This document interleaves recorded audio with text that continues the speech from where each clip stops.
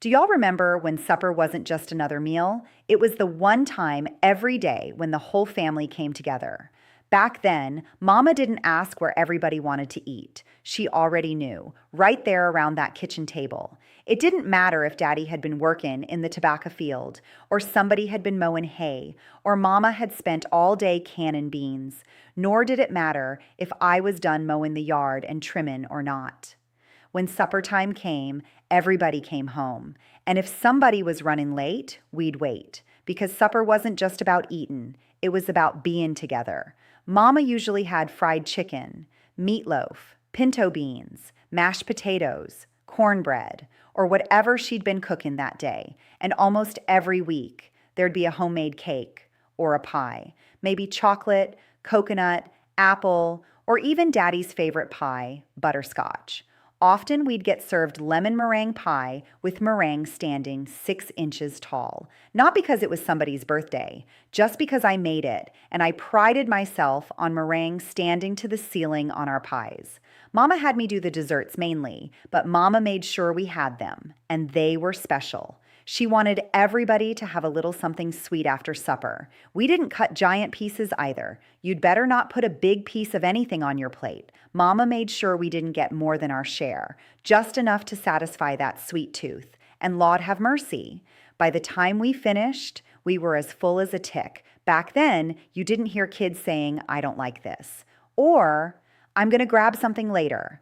No, ma'am, if Mama fixed supper, you ate supper. If you complained too much, well, you might find yourself headed to your room. And you sure weren't getting a frozen pizza an hour later. Mama wasn't running a restaurant. She was feeding her family. And somehow, we survived just fine. Matter of fact, I think we were better for it. Because that kitchen table wasn't just where we ate. That's where we laughed, talked about our day, and Daddy told stories. That's where we learned manners and where we learned to pray. That's where birthdays happened, where holidays happened. That's where life happened. Nowadays, it seems like everybody's eating on the couch or sitting in a recliner. Some of you are grabbing fast food on the way home or eating a frozen dinner by yourselves. Some folks don't even use their dining room table anymore, except to stack mail on it. The world's gotten so fast. Everybody's independent. Everybody's busy. Everybody's got somewhere to be. But somewhere along the way, we forgot how important it was just to sit down together.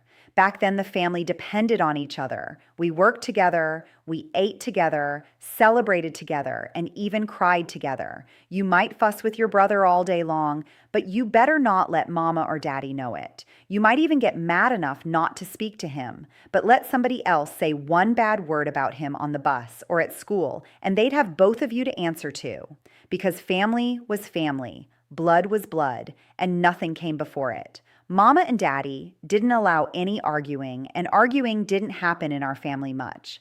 A whole lot of things did happen, but you better not argue about them. Ha!